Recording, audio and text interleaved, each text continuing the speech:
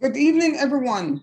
I will be sharing a PowerPoint today in regards to, I think the topic that you have chosen is holistic medicine, but I'm going to be speaking on original medicine. So I'm going to be sharing my screen with you and just to give you an update as to who I am and why I chose this topic. So let's see if I can share the screen with you. Let me go to my PowerPoint.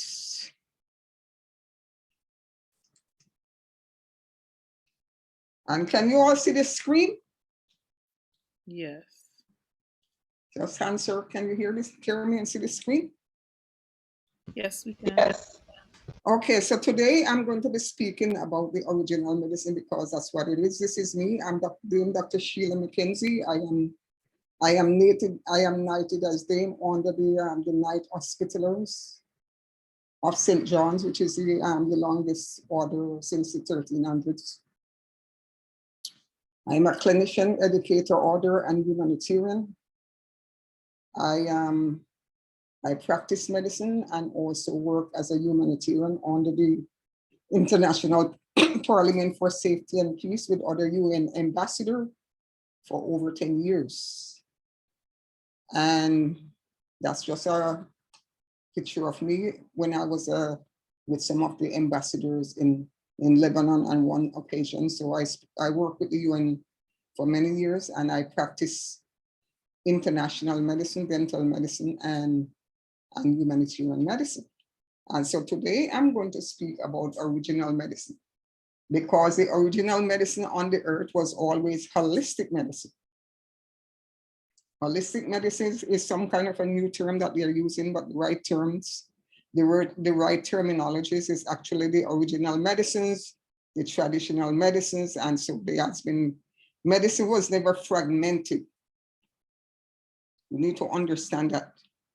Before invasions and before accepting other cultures of the world, since the beginning of time, medicine was always holistic. Medicine was supposed to address your mind, body, and spirit from the Garden of Eden, from the beginning of time. Medicine, the original medicine, was always an holistic form of medicine. When we practice medicine, as we know, food was designed to be our medicines, and the herbs of the land to be our medicines, and also to bring our spirit to a higher level and to connect with our Creator. So medicine was always holistic. And so when they start fragmenting medicine and treating one part of your body, this is now they're coining terminology as holistic medicine. But I don't believe in that. I believe in the original medicine. And when we work under the World Health and other organizations like that, they use terminologies as traditional medicines. They don't really use those terminologies. So according to the original medicine, God said, I have given you every herb bearing seeds which is upon the face of the earth, and the trees in which is the fruits, and trees it shall be for your meat, which means it is for your medicine. And God gave us medicine. And so for those who are Christians that read the Bible, will realize that the foods and the medicine were never separated. The Creator created it like that. We were never separated from our medicines. We go back to this Bible story about how Jesus was born in a manger, and then the wise men brought all these items to him, and then the average Christian that read the Bible don't even understand any of this. The wise men were what you would call doctors in these days. They brought him gold, frankincense, and myrrh. What was gold, frankincense, and myrrh? They brought these things to Mary because the gold, frankincense, and myrrh. Frankincense was actually measured in shekels of gold. So it was another terminology about how much frankincense they have. It was for the healing of the baby and the mother. It was the holistic healing. They were supposed to be anointed with these items. Think about the environment of a manger. It was supposed to bring the mother brain in a spirituality, because it connects the spiritual and emotional health of the mother, and it also treated germs. It was a holistic healing they were doing. So the average person don't understand these terminologies. It's the original medicines. The Western world like to talk about this guy. His name is Hippocrates. But we must realize that Hippocrates, he lived long after the original medicines of the ancient African continent. If you look on the continent of Africa, which they always separate Egypt, which is not Africa from Egypt. The inhabitants who are now living in Egypt are not the original inhabitants of Egypt. We must know that. And so all that original medicine and the holistic way of healing came out of the ancient Egypts and out of the ancient medical schools. And Jesus himself learned a lot about medicine and healing down in Egypt. For the average person who read the Bible and don't understand, Jesus' healing came out of a lot of African spirituality, because he was trained. Jesus spent most of his developing years in Egypt, and Egypt was the epicenter of medicine at that time. So the healing and laying of hands and using clay therapy, which Jesus did, and all of these things, it came out of ancient Egypt. Anyway, we talk about this guy in the Western world. Anybody that studied medicine in the Western world talk about this guy, Hippocrates. We talk about the Hippocratic oaths when we study medicine. We talk about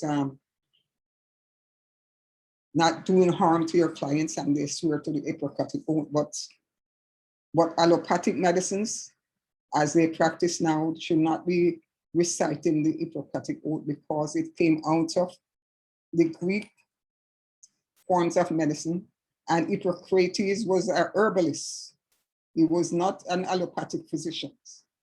So Hippocrates actually belonged to the traditional forms of medicine and to the traditional healers and the traditional forms of healing.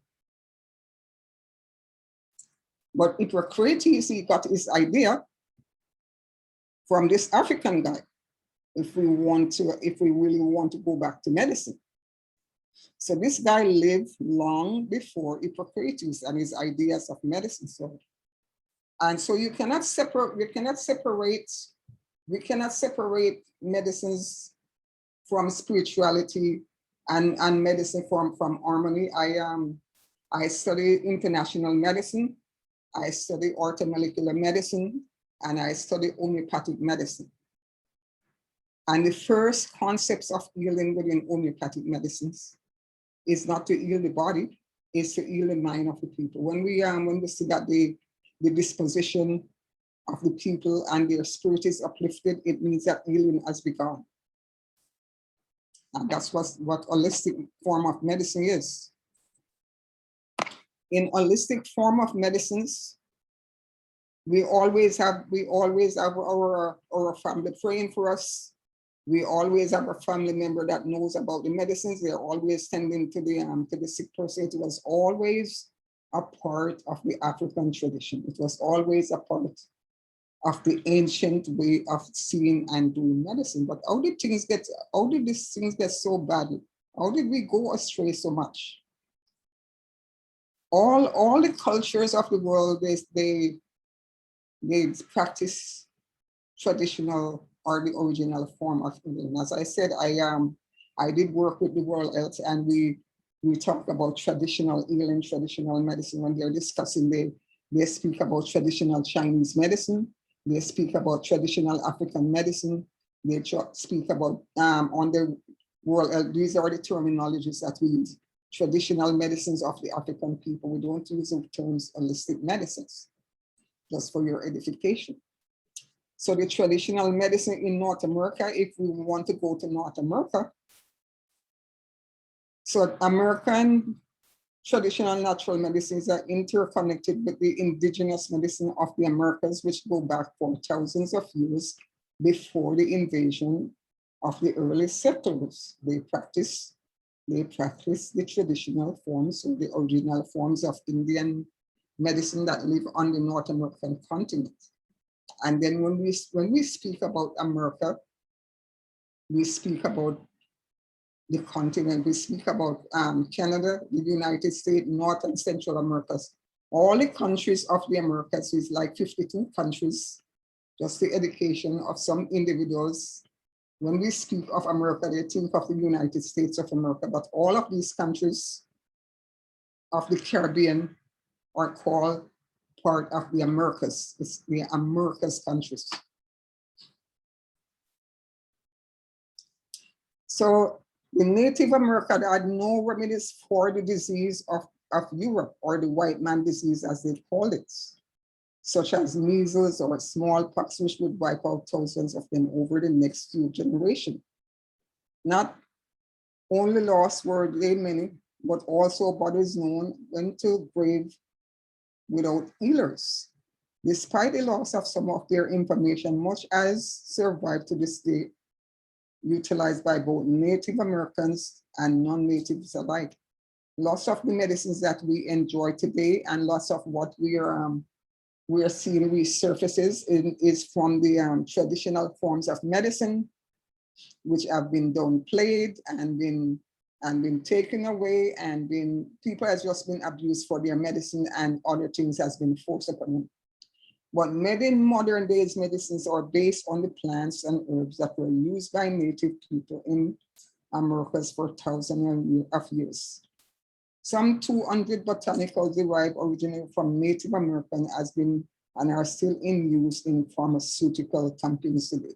And so what happened in the original medicines when the settlers came over and captured things and invade countries, is that they took our original medicine and then they extract some of the ingredients and make them into pharmaceutical drugs and call them medicine. But nowadays they don't do that. They don't even extract the active ingredients. Now they're making things that are synthetic, that are unnatural to the body. And so when we put things that are unnatural to the body is going to react to it because they're not the original elements of the body. When we practice original medicine or traditional medicine, we use substances that are natural to the body because the body is made of vitamins and minerals, and especially the minerals. We are made from the minerals of the soil. If for those who are Christians, we were made from the dust of the earth. And if you take up any biochemistry book, the dust of the earth is minerals. And so when we deplete the soil or the dust of the earth in the body, we need more mineral elements to be in the body to balance it. So we come to this guy, everybody knows this guy, Thomas Edison, who is credited with the light bulb. Thomas Edison said, the doctors of the future will give no medicine, but interest its clients in the care of their human frame diets and the cause and prevention of disease, which is what we did in the original medicine. And this is what we do now, and this is what we are emphasizing now in modern times, is the prevention of disease by diets and nutrition and the things that is natural to the human frame. And so when he spoke about the doctors of the future, he was talking about now in this time. So traditional medicine refers to health practices, approaches, knowledge, and belief incorporated plants, animals, minerals-based medicines, spiritual therapies, manual techniques, exercise applied singularly or in combination to treat, diagnose, and prevent illnesses or maintain well-being. And this is the World Health Organization definition of what medicine is. And so they know a thing or two that the average person does not understand. So herbs and other natural products used in remedies were generally gathered from their surrounding environment, resulting in a wide varieties of cures. However, sometimes items that were unavailable locally were traded over long distances. Herbs and medicinal plants were often seen as deeply sacred. So in every corner of the earth, the Creator, being so wise, put in our environment what is necessary for our health. And so we don't have to go to various places in the earth to look for what is relevant for our health. We just have to step out of our backyard and know what it is that we need to use. And what we call weeds, many times in the backyard, is what's there to cure us. So when the early Europeans arrived in the Americas, more than 500 years before, they were surprised to see indigenous people recovering from illnesses and injuries that they considered fatal. In many ways, the native herbal medicines were far superior than those of the new immigrants, which they were. And so it is same for all the continent of Africa, China, and anywhere they went. When they went to India, when they went to China, when they went to Africa, all those people had their own systems of traditional medicine. Europe also had their own systems of medicine for their own people. And so when they invade other lands, they dissuade you from using your own medicine and say what they had was better for you.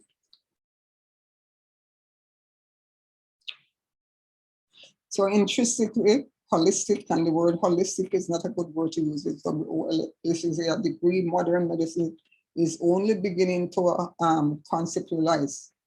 Native American medicine address imbalancing on every level of life, from the most personal inner life to the most outer behavior. Disease is not defined by physical pathology, but viewed from expanded context and include body, mind, spirit, emotions, social groups, and lifestyle.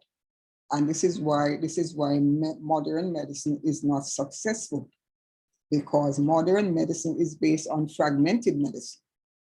Fragmented medicine means that you look on a symptom of a person and you treat it. You cannot treat symptoms, you have to treat the whole body. A person that even have the common cold has to be treated holistically.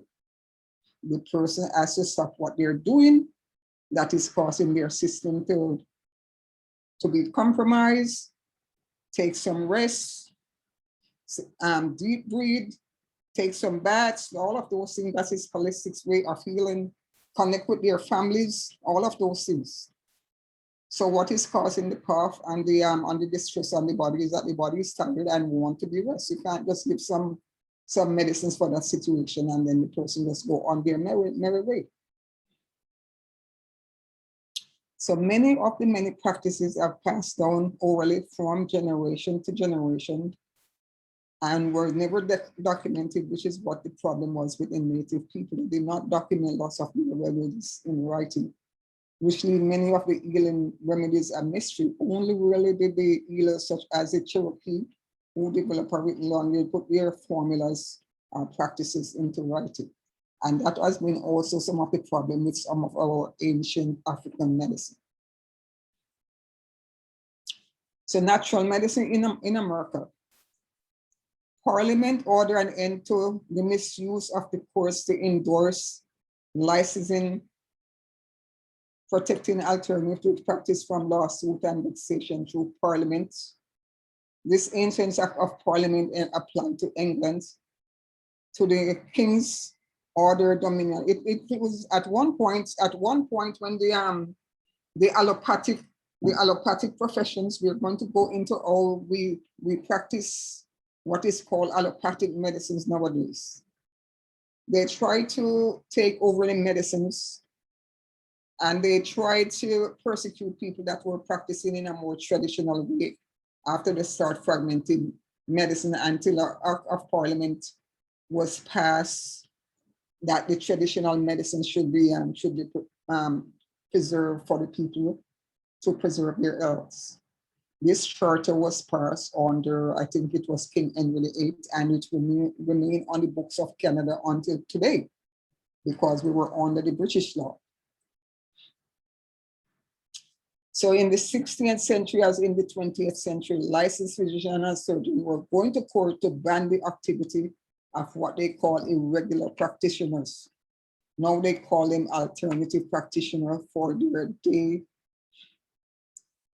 or the herbalists and all of those people. They're calling them at that time irregular practitioners, and they're calling them alternative practitioners. But if we look back into history, the newcomers, which are the allopathic physicians, they're actually the alternative practitioners, since the original practitioners were here before them. So the Parliament ended an end to this misuse of the court to enforce licensing and protecting alternative practitioners from suits and vexation and loss of their livelihood. So this is a history for you to understand.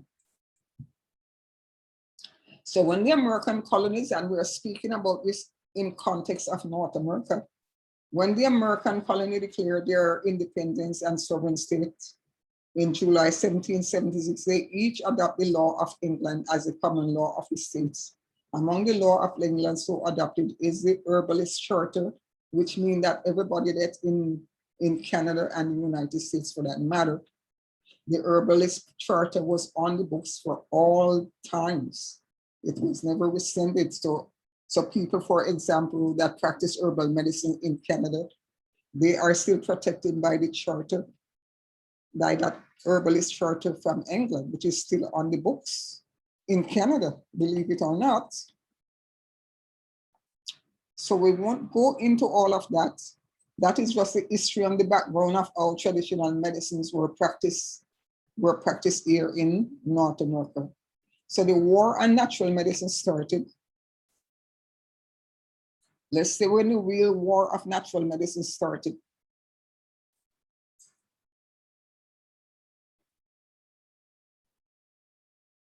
I don't go to King George. So that was the Act of Parliament back then.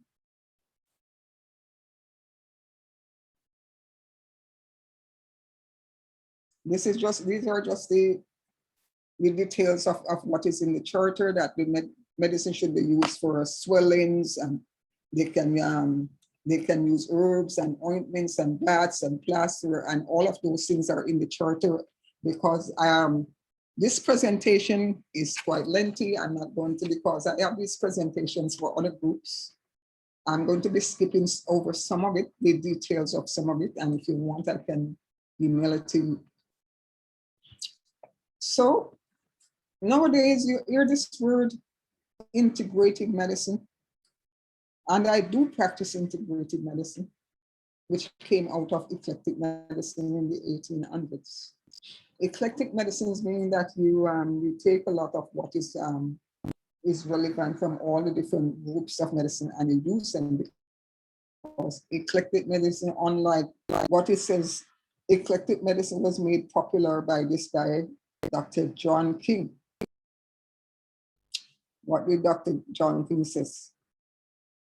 He says, in like all sects of medicine, eclectic medicine admits free investigation on all matters pertaining to the science. It does not hesitate to adopt whatever is found valuable without regards to its origin. It combats error and supports truth, and does not enslave the mind to any one-sided opinions. That is what eclectic medicine is, and now it is known as integrated medicine.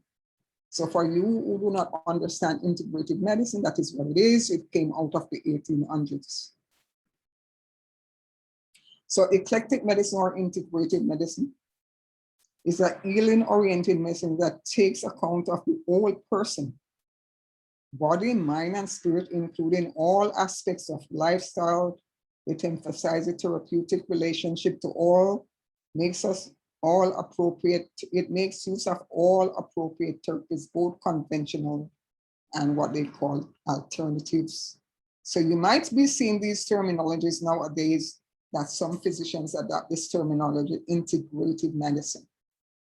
Integrative medicine means that they are training in many aspects of medicine. So it started back in the 1800s as what they call at that time eclectic medicines. And so this presentation is to educate you at some terminologies that you might hear and not understanding what these terminologies mean. What is naturopathy? The name naturopathy is controversial. Its true origin is unclear. It is known that the word was coined possibly from the nature and homeopathy, a system of healing. Practitioners had begun to use many nature's practitioner object to the name because it literally translated to mean natural disease.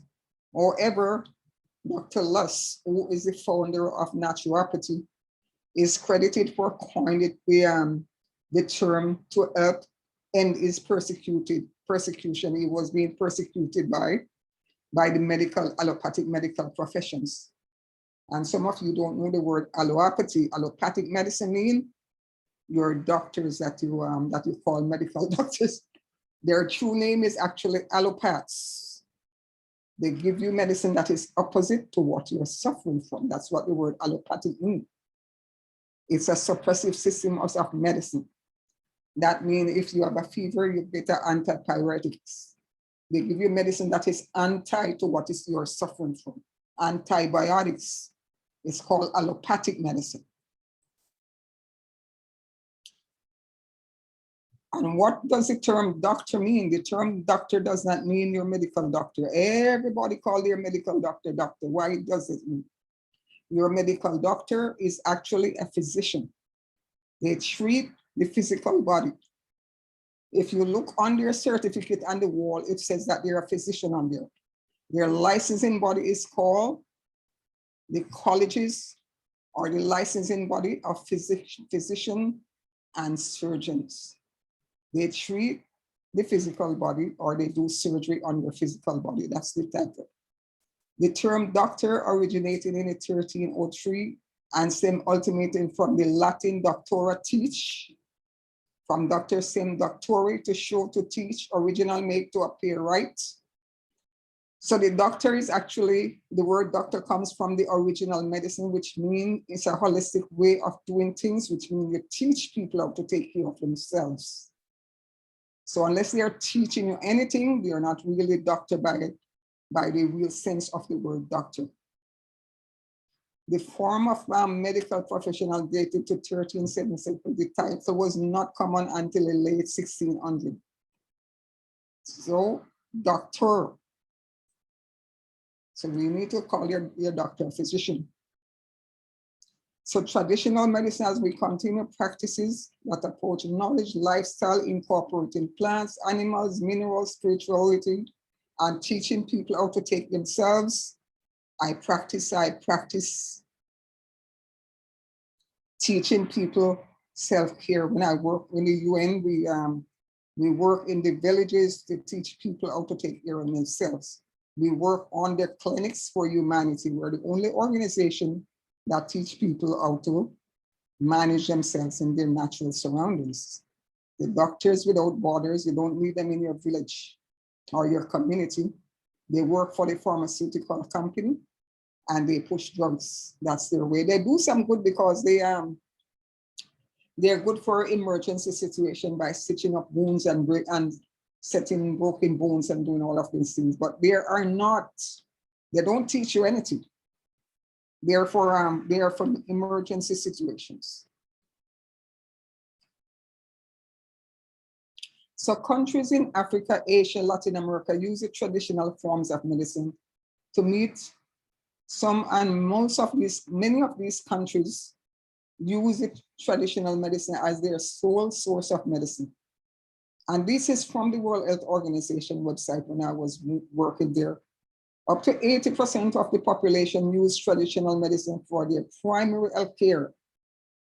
Since the 70s in the industrialized country, The adaptation of traditional medicine, or in our term, complementary medicine and alternative medicine. This is what is happening in the Western world. They have adapted some of these traditional healing modalities from places like China and India and Africa, and then they'll group them together and they're calling them alternative and complementary medicine. But this because they're being dishonest in that they take over these medicine and they're making a lot of fortune on them when they see that what they're using is not working. And so they put a lot of these medicine. If you look into the health food store, it's loaded with lots of these items that were once forbidden, and now they're just overloading everywhere, even in Walmart and the drugstore. So they are selling herbs. But those kind of medicine are not going to do any good for you. The ones that, especially in the pharmacy and all these, they're even selling these remedies in Walmart and all. They're not going to be effective. They don't know how to teach you how to take care of yourself and how to use herbal medicines.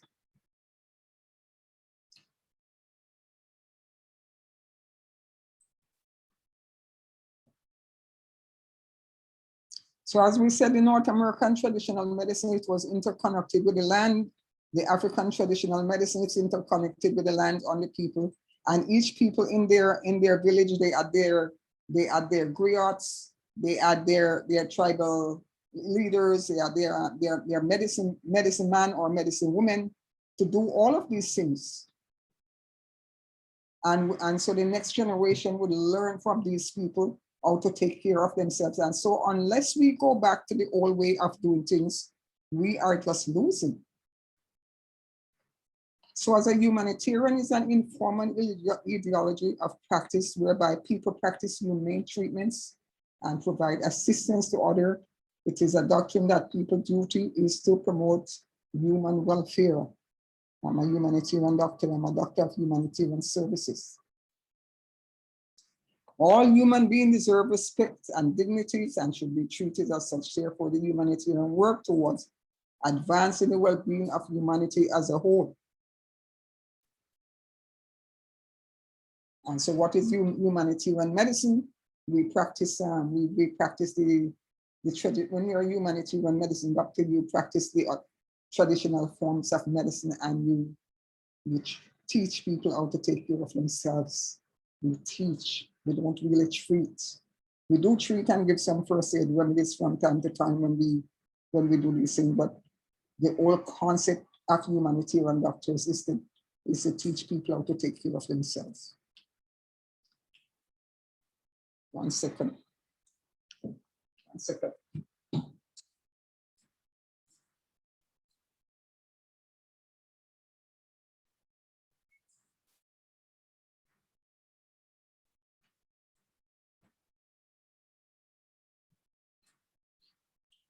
As I said, I'm skipping over some of these slides because we can be here all night long. I'm just giving you some concept as to what we do, as to what I do. So I provide, under our organization, we provide medicine to the world economically deprived people. And when we say medicine, we don't go to these people and we give them medicine, we teach them how to use their medicine. The human cause of conflict is immense, physically, psychological wounds, they're on their population enormous. We enforce the need for a worldwide organization under the World Organization of Natural Medicine. I serve under that organization under the International Parliament for Safety and Peace. So most governments are restricted in providing cost-effective primary health care to the poor, and we don't like to use this word health care. We need to stop using health care. We need to understand that people need to be responsible for themselves. What we call health care in North America is actually disease management. Health care is actually prevention of disease. And health care is up to each individual to take care of themselves. Hence, this is why we're in the predicament that we're in. We're looking for the government to take care of us. We're looking for the government to give us vaccine. We're looking for the government to make us healthy. And when we give over our rights to the governments, our future is not secured.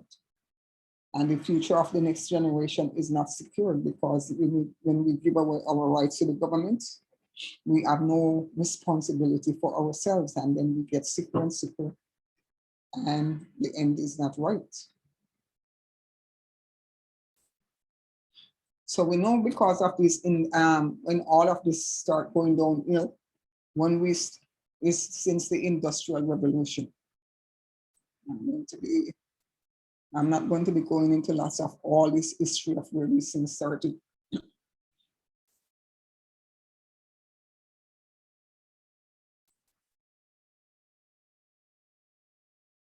We understand that the American Medical Association was founded in 1847, and the sole purpose was to do away with things that was natural. And that was the end of it. The American Pharmaceutical Association was formed then, and then if you look on the word pharmacy, you know where it come back, you go back to the old Latin. It is actually comes from the word magic. It comes from the word witchcraft. They mix up portions and give it to the people, and then they conflate and they project, and they say that the African people, they practice witchcraft, when indeed the person that they call the old healers within the village, they actually had the portions were not actually magic, although they did some chanting and some magical spells with these things. The portions were actually herbal medicines mixed in a certain proportion for healing a certain health issues. Even the ones, even from Jamaica, where I am from, where they call people Obiamen, they do certain incantations and make certain spells and all of those things. But that apart from that's foolishness. The portions that they put together was actually herbal medicines. They actually put certain herbal medicine that got effective, that did effective work on the health of the people. People taking this portion that is mixed in a certain way. If you go back to the old slavery medicines of the of South Americas and the Native Americans, the portion that they mixed together were certain herbs. They brought over these herbs from Africa, and they put the different portions of these herbs together, and they boil them and make a medicine of them. And apart from them, they pretend like they're casting certain spells, and they will give you these herbs to drink. But it was the herbs, it was a formula that was causing the cure of the people. And because the medicine man would do some chanting and all of these things, I think they were of the opinion that it was the chanting, but it was actually the herbal medicines that had good effect on good outcome on the people. So as we know, the American pharmaceutical industry go back to, as we said, they go hand in hand with the medical profession. And what we all these drugs that we have on the market today were never there before the Second World War. We must understand that the drugs that we're using, they are actually outcome from the war, from drugs that were left over for fighting chemical warfare. They were left over from the Nazi war camp, and so they formulate them into small portions and call them medicines. These medicines started from Germany, for the Hoffmann La Roche, Switzerland, the English pharmaceuticals, at the Abbotts, Klein Smiths, Park Davis, Eli Lilly, Squid, Upjohn. All of these medicines start since the Second World War. All of these drugs that we have on the market are leftovers of chemicals from war. They were not meant to be medicines for the human frame. They are suppressants. They are meant for suppression of a certain health condition They are not meant for nourishing the body or detoxing the body or doing anything to the body. The pharmaceutical companies make large sums of monies from these things. And so we need not go into what is going on nowadays because of the pharmaceutical patent that they are losing. They are making cholesterol drugs in India for pennies, and not to go out of the subjects. The cholesterol drugs for pennies, and all of the big drug companies, they were losing their millions and millions of dollars because their patent is now expired, and they can get cheap drugs from India and all of these places. And so they're coming up with the vaccines, which you have to get these vaccines 3 doses every year for the rest of your life. Think about that. And so that is a way of bringing, we won't be going into the politics of it, but people need to be very careful and understand what is going on. If you are being forced to take something, you need to think twice. Why are you being forced to take something in your system? So how did medicine get to where it is today? From the Rockefeller medicines. The medical schools were struggling against the herbalists back in the days because people knew what was good for them. And so people would go to medical schools, and even the doctors that went to the medical schools, they would practice herbalism. And so this guy, Rockefeller, he decided to fund the medical schools. And this is where they got their start. So they sat down and they decided that they're going to hijack the medical profession. So your average doctor that went to medical school went with a good intention of doing good to others, but the profession was hijacked by the Rockefellers. They provided funding for the medical schools, all the medical boards, and they launched all these programs that the school had to abide by. They had to abide by the rules as set up by the pharmaceutical industry that funded by the Rockefellers. Your doctors, their hands are tied. Their curriculum is not set by the medical school. For all who study medicine and listen to me, the schools, the books that you're reading in medical school is put together by pharmaceutical companies. If you go to the old medical books before they take over, you will see that the curriculum was quite different. Your doctor's duty is to ask you a few questions, send you for a lab or x-rays. When the result comes back, they're supposed to prescribe the exact medicine as outlined in the manual. If they don't prescribe the exact medicine, their license is taken away from them. Their profession is dictated by the pharmaceutical company. If they don't prescribe the medicine according to the lab results, they lose their license. They cannot think for themselves. They cannot say, well, Miss Brown, you know what? I'm going to tell you to go and do some Epsom salt baths, or take some juice therapies, or take some vitamins, or do this and that because you're toxic inside. No, the lab results say something, and then you have to take the exact medicine as prescribed by the pharmaceutical company. Otherwise, they're in big trouble.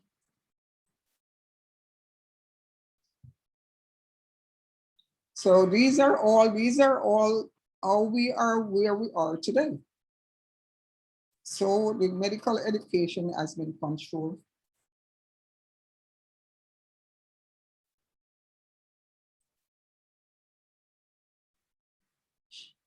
They are in charge, they're in control of the media that you listen to, the TV, the radio, and all of these advertising newspapers and magazines. It's owned by all of these power elites and power brokers. Vincent Astor, the Ariman family, all of these people own media. You must realize that the that they go hand in hand. The pharmaceutical companies, it's a pharmaceutical, medical, and petrochemical. It's a cartel that controls the world. And so why am I telling you these things? Because we want to learn about holistic medicine. I'm telling you these things because we need to go back to the traditional way of learning how to take care of ourselves. Don't put your healthcare in my hands or the hands of anyone else. You need to learn how to take care of yourselves and your family, else the next generation is not going to make it. We have to be wise. What is God's position on the immune system? I thought that this is a joke. God is saying, oh, what a blunder. I forgot to complete the immune system. And I count on you to address that. He's counting on the doctors to address the immune system. You think that's what God's plan was? That he forgets your immune system and then he is telling human being doctors how to take care of it? I don't think so. These are the same people. Did you know that every year there's about 18 drugs that is FDA approved that is pulled from the market? Don't listen to people when they're telling you, oh, this drug is FDA approved or is Health Canada approved, so it must be good. No.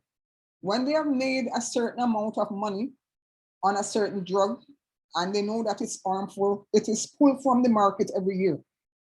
So if it's good, why are they pulling these drugs from the market? Every year they pull these drugs from the market after people are discovering what it's doing to their health. This is what they do. These are the same people that brought us thalidomide. These are the same people that does all of this damage to people. These are the same people that says that tobacco was good for a pregnant mother to smoke tobacco and do all of these things. And these are approved drugs that cause harm to people. So people, be careful and understand that in a few years from now, what you're injecting in your body is going to have dire consequence on your health. Lifestyle and diseases. World Health knows it. I work with World Health for a number of years and they know it. Lifestyle related factors. This is what the World Health says. You can go on their website and it says it. Increase all cause of mortality, double risk of cardiovascular disease, diabetes, obesity, increase risk of colon cancer, high blood pressure, osteoporosis, lipid disorders, depression, anxiety. According to the World Health Organization, according to them, 60 to 85% of the world population, these are the cause of their health issues. Sedentary lifestyle, make it the one most serious yet. So these are all the things that the World Health is saying. So why don't we pressure the governments of the world to take care of the people? They don't tell anybody about taking their vitamins, drinking clean water, taking fluoridation from the water, you know, all of these things, and they're based on fear. If we use fear-based medicine, people secrete what we know as cortisol that cause more toxic load and burn your organs and you get diseases. We need to go back to lifestyle, medicine, and nutrition. So are you sick and tired and frustrated? See, this woman is biting her computer. She's so frustrated. According to Harvard University Schools of Public Health, chronic diseases including heart disease, stroke, diabetes, cancer, accounts for some of the most common health problems in the United States, according to the stats from Center for Disease Control and Prevention. Many of these diseases are completely preventable. They are linked to poor diet and lifestyle choices, including tobacco, exercises, alcohol consumption, poor nutrition, and inadequate physical activities. They are the leading cause of death. They are the leading cause of COVID. Nobody that is in the prime of their health and very healthy die from COVID. These are people that had comorbidity that died from COVID. These are people that are compromised and are in nursing homes on their last leg that died from COVID. Healthy human beings who don't have health issues that support their immune system do not die from viral flu infections, and it comes along. We need to keep the immune system up. These are the World Health Organization position on diet, and that is since 2002. They have been promoting these things. All of these things are on the World Health Organization website, because that's even the dental diseases. So we need to go from the darkness to the lights. So the profession that is capable of guiding the population to wellness are those professions that are trained in nutrition or orthomolecular medicine, is what nutrition medicine is. Orthomolecular means right molecules for your body. So it's not all nutritionists that are the same. You need to go to an orthomolecular nutritionist. Your dietitian is not a nutritionist, for those who don't know the difference. Dietitians are not nutritionists. Dietitians are individuals who are trained to have the calories when you're sick in the hospital to say how many calories you need to get. They are not trained to give you food to make you healthy. They're not trained to reverse disease by manipulating diet. They're not trained to do any of those things. They are the same people, the dietitians. They also are trained to do diets in prisons and institutions. They're trained for institutional setting diets. And what do they train for? Once the calories add up, they give you the diets. As you can know that the hospital diet, if you see any hospital diet, you don't see a carrot juice or a vitamins or anything nutrition that the dietitians plan. It is based on a budget. The people, the dietitian and the physician and all of the admin staff, they meet around a table to plan how much money they need to spend for the sick person that is in the hospital. And so this amount of money is allotted to the diet of the sick person. And so if it's a cornflakes or a piece of white toast or whatever, that is what you're going to get. And so they adds up a certain amount of calories. It's just based on calories and not nutrition. So it's a big difference, not to put down your friend, the dietitian, but that's what they do. So natural medicine are the new emergent, now most demanding profession, and integrated health coaching. I'm going to be speaking about health coaching for any individuals who wants to, or have young people that's coming out of school that want to have a profession in health coaching. Is the fastest growing profession. And a person can become a health coach in less than 1 year. And we teach that through our organization. So the health coaching course offers a unique opportunity for the individual to fine-tune their skill to manage ever increasing demands for disease prevention as more people come into the light from the darkness. We want more health coaches instead of doctors. Doctors are there for emergency situation, but they are not trained to sit down with you and coach you and guide you about health. And so we need more health coaches.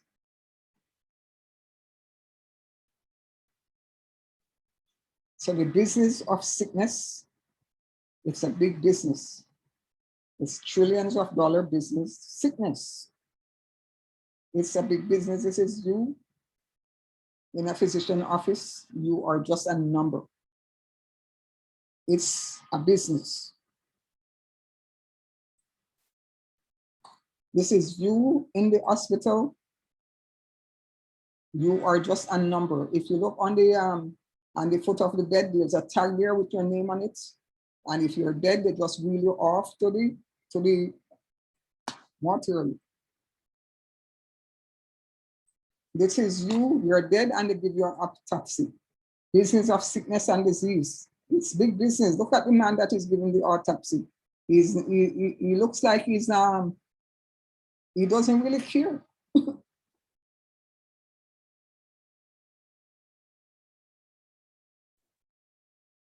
So chronic diseases are long-term medical conditions that are generally progressive. Some examples of chronic diseases including heart disease, diabetes, stroke, chronic respiratory problems. At present, they are major cause of disability and death globally. Chronic diseases are also the major cause of permanent adult death in many parts of the world. According to the World Health Organization, almost half of all chronic diseases occur in people under the age of 70. And we can put a stop to this if we go back to the old ways of doing and doing. They made a budget for you. They know you're coming. They don't look in a crystal ball based on our lifestyle we live in North America, based on the drugs we take from the time we are born, based on injecting your kids from the time they are born, and giving them autoimmune diseases. And so make them have peanut allergies and all kinds of autoimmune situations. People don't even realize that their kids that are suffering from peanut allergies is because of the injections they get. So all of these things, you become lifelong patients. And hospital make budgets, and the government make budgets, and they put away certain sums of money for disease management because they know you're coming. They don't read crystal balls, they don't do palm reading.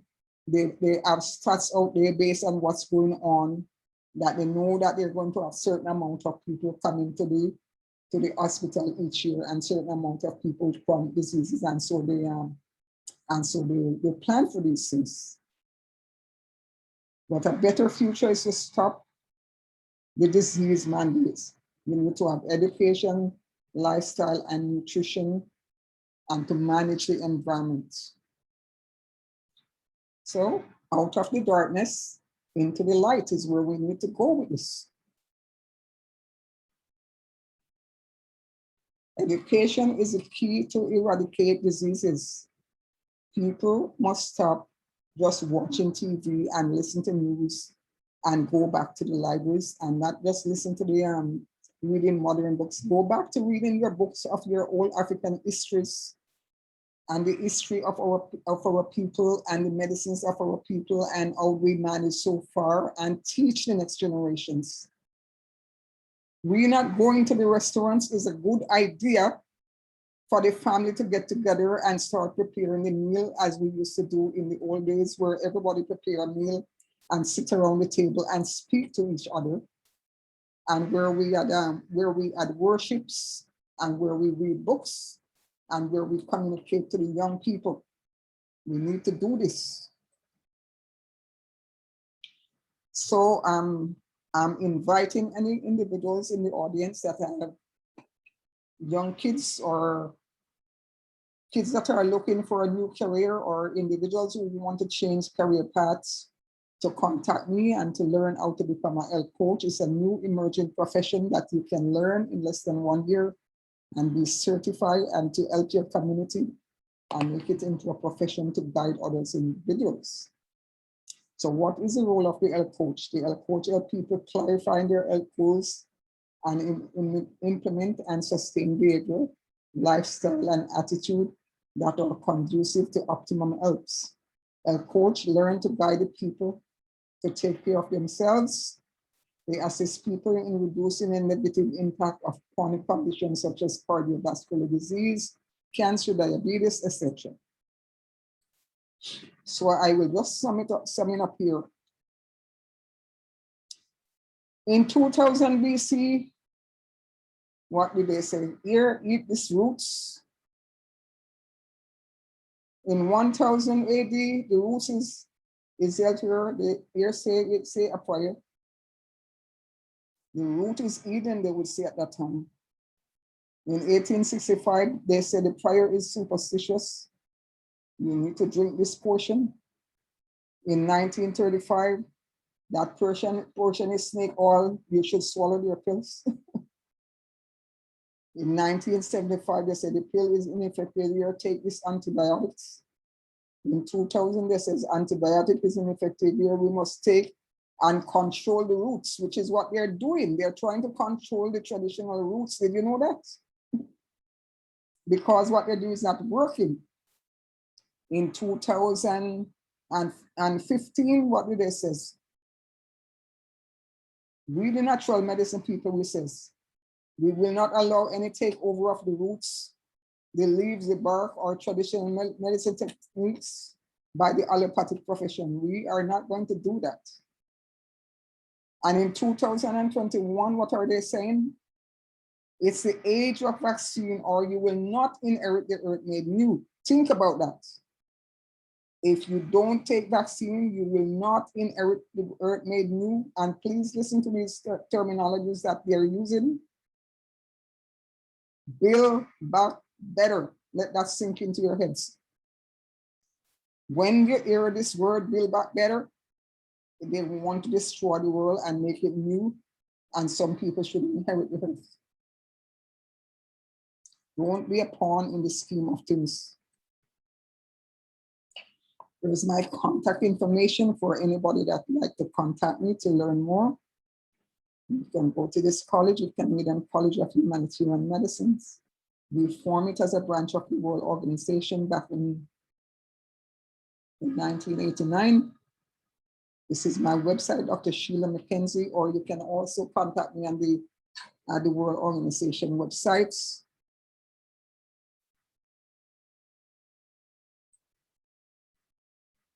And YL coaching. I'm going to wrap it up here. Because of this future generation. Aren't these kids beautiful? We want to live, we want them to live in health. We want the planet to survive. It's not going to survive from vaccines. It's not going to survive from going to McDonald's. It's not going to survive from eating in restaurants. It's not going to survive from unhealthy lifestyles. We have to go to the original earth, teach the kids, teach our children how to be healthy, and this is how we are going to survive, is by education. Education eradicate diseases, and education is the only way that we are going to survive as a nation on planet Earth. Not only the African nations, but all nations of the earth. And we must learn to collaborate with other people. We must learn to reach out and network with other people that will want to inherit the earth made new, not the earth made new by the politicians and those that be. But when you're thinking of building a community, the first thing that you have to understand when you're building a community is the educational aspect of that community. The first aspect of that community is to make schools for the children. You have to go back to the old trades of carpentry. You have to go back to the old trades of herbalists. You have to go back to the old trades of the birthing coaches. You have to go back to all of those things. If your community is supposed to survive, you have to go back to practicing some of the old ways of doing things in our communities. Otherwise, we're not going to survive. So I'm going to stop it at there. I'm going to stop here for now, and then we can, that's my summary for now. And thanks a lot for listening. Thank you. Wow, thank you so much, Dr. Mckenzie. I'll just start by saying a little bit of my piece, and then I'll open up for questions if you have time. I've never really heard anyone explain the full timeline of medicine, because I've always asked myself, with the herbs and natural remedies being so effective, how did we get here? So it was amazing that you could answer that question for us, and then also give us those learnings and teachings of how we can get out of this as well. So thank you so very much for everything you taught us tonight, and then for everything that you're doing for the community and the world over. If anyone has questions, the floor is open to you. You can raise your hand, or, well, yeah, raise your hand, and then I'll just go through that.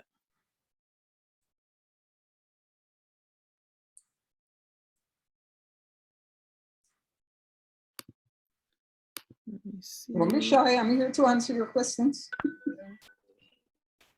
I have one question. Can we go back to her? Uh-oh, you're chipping out, Ma'at. I think we lost her. Contact information site, please? Okay, say it again, Ma'at, you're back.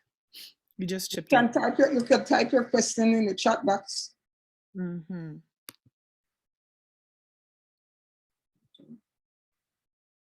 Okay, let me see. Okay, you could put your questions in the chat box if you want. If you're chipping out. Yeah. Oh, I think we lost her. Oh no, she's still there. Okay, so I'm gonna go to Yvonne. Ma'at, if you can hear us, just put your question in the chat. Your voice was chipping out, so we didn't hear all of your question. Yvonne? Thank you, Dr. Mckenzie, for the amazing presentation. It's more of a, well, I guess it is a question. I know that you have a conference coming up, or a conference. Yeah, I think it is a conference or a webinar coming up. Do you mind sharing the date and the link to that? Okay, yes, the conference coming up is the International Humanitarian Health Conference. I'm the organizer of it. You can go on www.wonm.org, and I can actually type this in here, and then you can go to the conference website and register.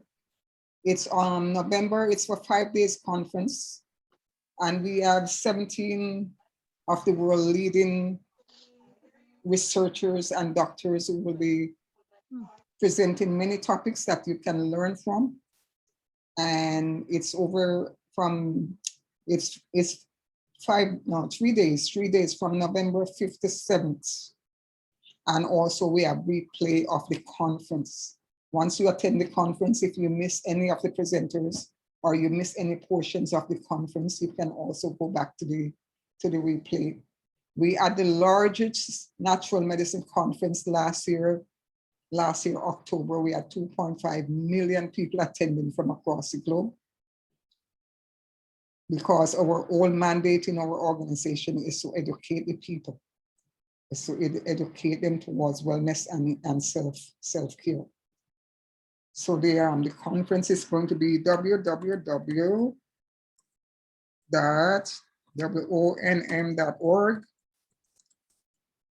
You can go there and just click on events, and it will take you to the event page. Okay, I just typed it into the chat box for all who would like to get that link. Okay. Perfect. How do we access natural ingredients in Canada, as they are not only scarce but also expensive? I believe there is a nexus between the practice of our natural health practice and natural food. Okay.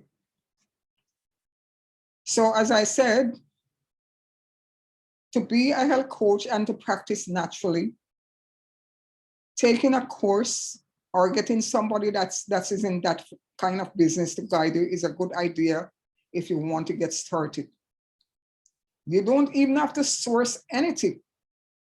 Everything that you need for your health is actually there in your backyard and in the wild. You can go on herb walks. There's things all around us for our health, but we don't know how to get these items. You don't have to source them. You don't have to buy all kinds of stuff. Taking care of yourself is actually quite easier than you think. And so you can contact me if you want to get strategies in healthcare, or you need to get guidance, or you want to become a health coach for your community, which is a good idea because we believe in each one teach one. And so sometimes when we're just going about things willy-nilly, we're not doing the right thing, because sometimes we just go to health food stores and we buy some stuff and we say that is good for us. But you don't know if it's good for you based on what is going on with you. So if you get some training of how to go about things, that will be quite helpful. Okay. That's the answer for that question. There's another question just above that. What are the vitamins that we should incorporate in our diet? Because from what this individual has heard, the vegan diet was the original diet. And great presentation. I don't agree that the vegan diet was the original diet. People from the African continent, they were hunters and gatherers from the African continent. They were never vegans. They eat a balanced, holistic diet. They would pick the berries from the tree. They would hunt the animals, and they were very healthy. Even Jesus that walked the earth, he was never a vegetarian. He had lots of fish, and and you know, in the Middle East, they used to sacrifice lambs and goats and all of those things. So it's eating things in context and in moderation that is most important to your health, because sometimes when we just go about things in a willy-nilly way and say that we are vegetarian, we can become a vegetarian. We can actually deteriorate our health if we don't know what we're doing on a vegetarian diet. A well-balanced vegetarian diet is very good for the health, but I don't agree with the concept that the African people were vegetarian. They were never vegetarians. If you look on the on blood type O blood type, which means original blood type, it's from the African continent. And O blood type does not go good with a vegetarian diet. People with O blood type actually deteriorate when they go on vegetarian diets. Not to offend anybody, but if you're going to be on a vegetarian diet, it has to be balanced, and you have to know what you're doing and how to combine foods for having all the amino acids in a balanced way when going on vegetarian diets. I'm not advocating the eating of meat. The way we went back to these vegetarian diets is because of the toxins in the world today. They raise the animals with a lot of pesticides and herbicides and injections, and they keep them penned up in the pen and all of these things. The animals that you're supposed to eat were never supposed to be raised like that. And this is why they become sick. And when you eat this kind of meat from these animals, you become very sick also. But also, if we don't eat clean vegetables that are loaded with toxins and pesticides, we can also get very sick. And the best vegetables to eat is the root vegetables, especially in the winter months. The carrots and the beets and the rutabagas and the yams and the onions and the garlic and berries from the trees. Those are the original African diets. The lettuce and the cucumbers and all of these things that we eat in the Western society, they were never the original African diets. If you eat a lot of lettuce, for example, in the winter months, you're susceptible to getting colds and flus, because you need root vegetables in the winter months to keep your body warm. And what we're doing, I see in winter people eating salads. Why are you eating salads in winter? You need to eat stuff that is warm, and you need to drink warm water in the winter months. Otherwise, viral infection thrive when your body temperature drops. And this is why we get more colds and flus in the winter months.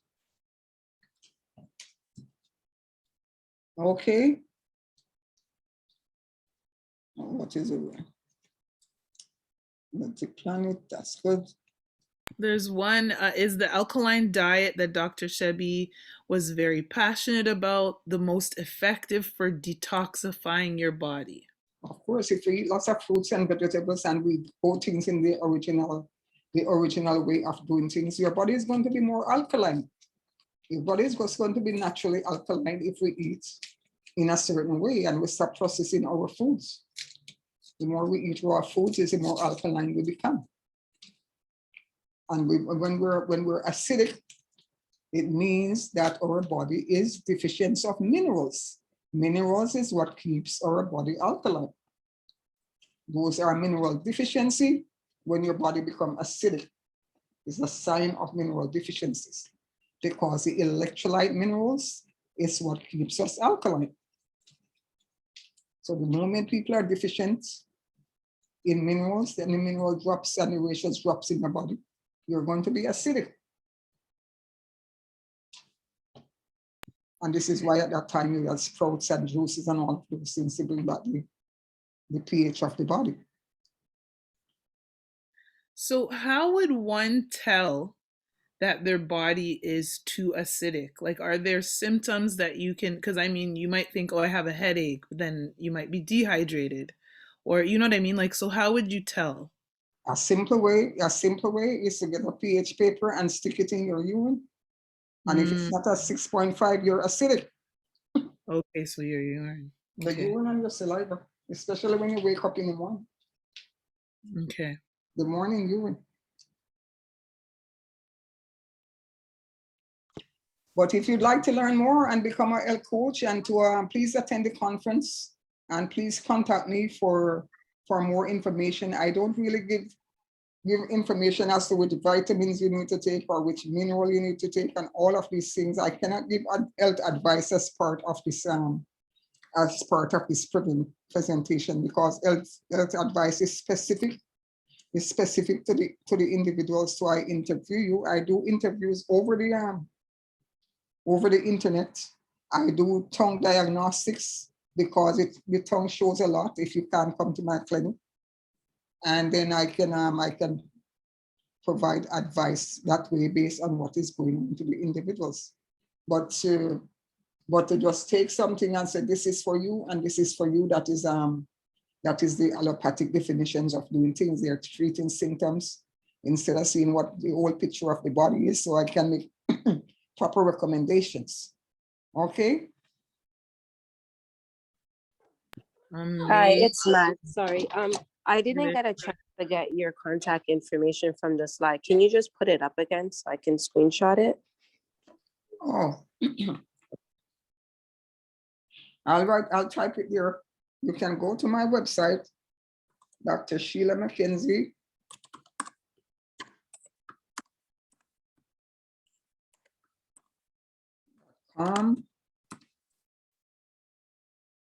Or you can send me an email. Email me.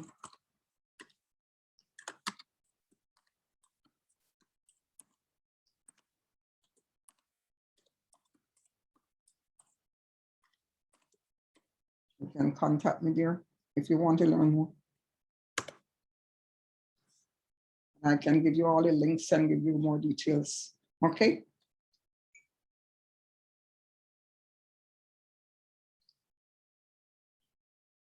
All right. We have one more room for one more question before we have to close out. Again, Dr. Sheila, thank you so much. Does anyone have one last question?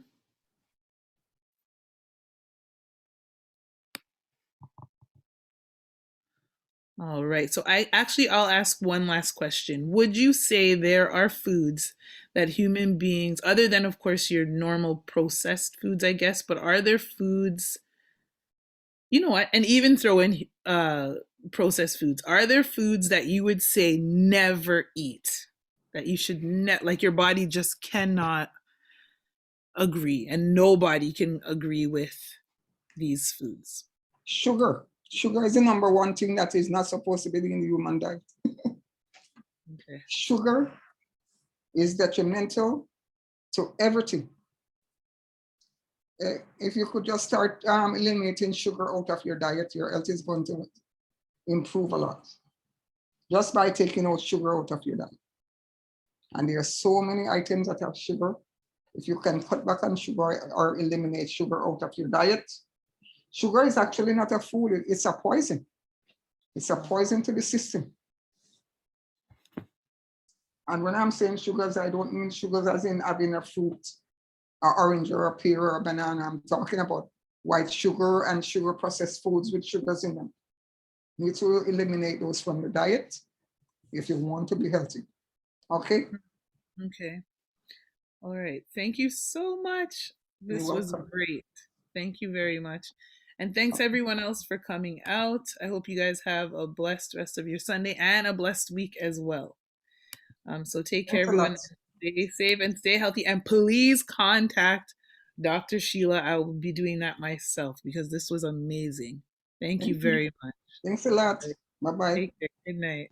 Thank you. Bye-bye. Bye.